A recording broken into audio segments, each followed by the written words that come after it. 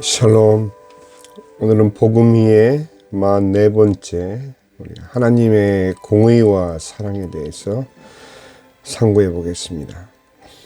창세기 3장 15절에 대한 우리들의 이해는, 우리가 이해하기로는 인간이 불순종의 죄를 지어 죽음에 이르게 되자 하나님께서 인간을 구원하실 구원의 약속을 주셨다라고 우리는 알고 있고, 또 이것을 원시복음으로 이해하고 있습니다.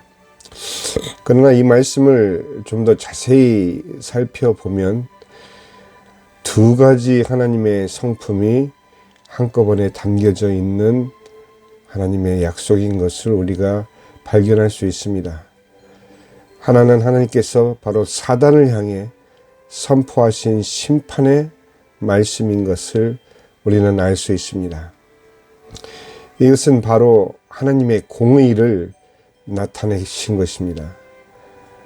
인간을 실패하게 만든, 인간을 거짓된 말로 속여 하나님을 떠나게 만든 사단에 대한 공의의 심판인 것이죠.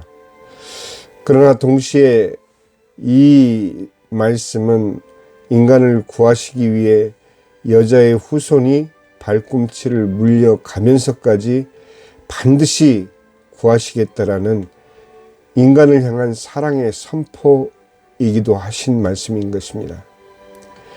이처럼 예수님의 복음은 하나님의 공의와 사랑이 실천되는 바로 하나님의 선포인 것입니다. 그러나 하나님의 복음은 누구에게는 어리석은 것이 되고 맙니다. 그것은 하나님의 은혜가 부족해서가 아니고 그 복음을 듣는 사람들의 마음이 그 말씀을 받아들이지 못한 까닭입니다.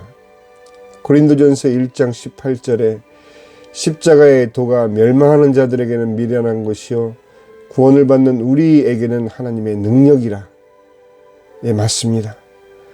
그러나 분명히 우리가 알아야 하는 것은 사람이 살아있는 동안만이 우리가 예수님의 복음으로 다시 살아날 수 있는 유일한 기회임을 그들은 모르고 있다는 사실입니다.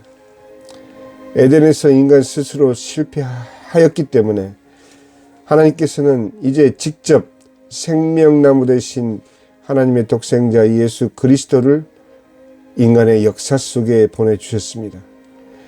이제 예수님께서 십자가 위에서 우리의 모든 죄를 위하여 대신 죽으셨으나 죄 없으신 예수님을 사망과 죽음이 가둘 수 없어 부활하게 하신 것은 바로 하나님의 공의 때문인 것입니다.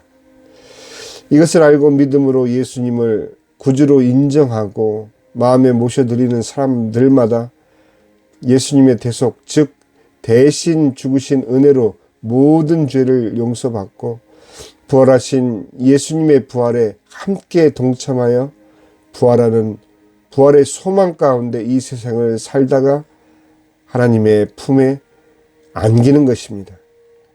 그리고 드디어 예수님께서 다시 재림하시는 날, 살아서 믿는 자들과 이미 죽어 하나님 품에 안겨 있는 이미 믿은 모든 성도들과 또한 믿지 않는 모든 산자와 죽은 자들이 하나님의 심판대에 서게 됩니다. 예수님의 복음을 믿는 모든 성도들은 상을 받는 시상대가 될 것이지만 믿지 않는 모든 자들은 영원 불못에 사단 마귀들과 함께 둘째 사망에 던지우게 되는 것입니다. 계시록 21장 6절에 또 내가 내게 말씀하시되 이루었도다. 나는 알파와 오메가요 처음과 마지막이라. 내가 생명수 생물을 목마른 자에게 값없이 주리니 이기는 자는 이것들을 상속으로 받으리라. 나는 그의 하나님이 되고 그는 내 아들이 되리라. 이렇게 믿는 성도들을 향한 하나님의 언약의 말씀, 반드시 하나님께서 완성하시고야만 하나님의 그 크신 뜻과 섭리이신 것입니다. 그러나 믿지 않는 자들을 향해서는 계시록 21장 8절에 그러나 두려워하는 자들과 믿지 아니하는 자들과 흉악한 자들과 살인자들과 음행하는 자들과 점술가들과 우상 숭배자들과 거짓말하는 모든 자들은 불과 유황으로 타는 못에 던져지리니 이것이 둘째 사망이라. 그래서 먼저 믿은 우리가 침묵할 수 없는 것입니다. 침묵해서도 안 되는 것입니다. 하나님의 오래 참으시는 은혜가 아직 우리에게 허락되어 있을 동안 우리는 믿지 않는 자들을 위해 기도하며 그들에게 어떻게든 예수님의 복음을 전해야 하는 것입니다. 로마서 10장 9절에 네가 만일 네 입으로 예수를 주로 시인하며 또 하나님께서 그를 죽은 자 가운데서 살리신 것을 네 마음에 믿으면 구원을 받으리라. 사람이 마음으로 믿어 의에 이르고 입으로 시인하여 구원에 이르느니라.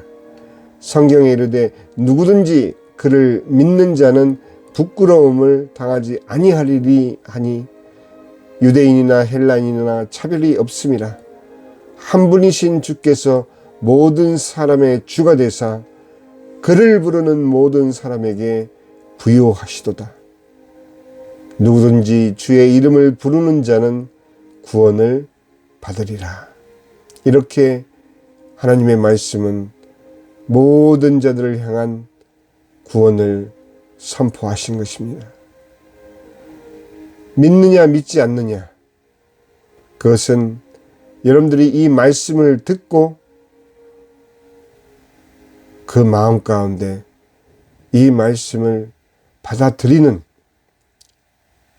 그것이 바로 하나님의 은혜를 받는 생명의 길인 것을 여러분들 다시 한번 오늘 확인하시길 바랍니다. 기도하겠습니다.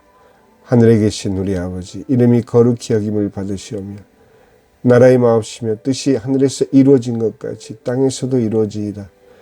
오늘날 우리에게 일용할 양식을 주옵시고 우리가 우리에게 죄 지은 자를 사하여 준 것 같이 우리의 죄를 사하여 주옵시고 우리를 시험에 들게 하지 마옵시며 다만 악에서 구하옵소서.